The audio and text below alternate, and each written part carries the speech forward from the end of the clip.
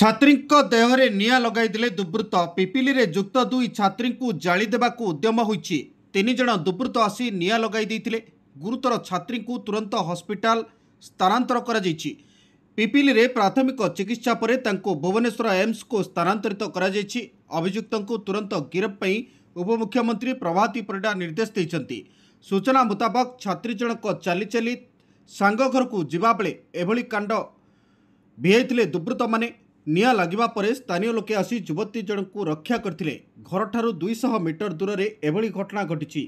छात्री जनक दुर्वृत्तों को चिन्हि नथिबा कहिसेंति।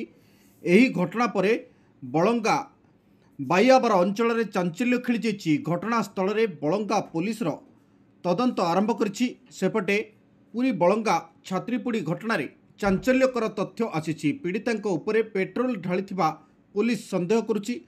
तदंत पई दुईटी टीम गठन करिछि पूरी पुलिस। आम गाँव में सकाल खबर पहुँचला कि आम गाँव गोटे झीटा को जाली देते।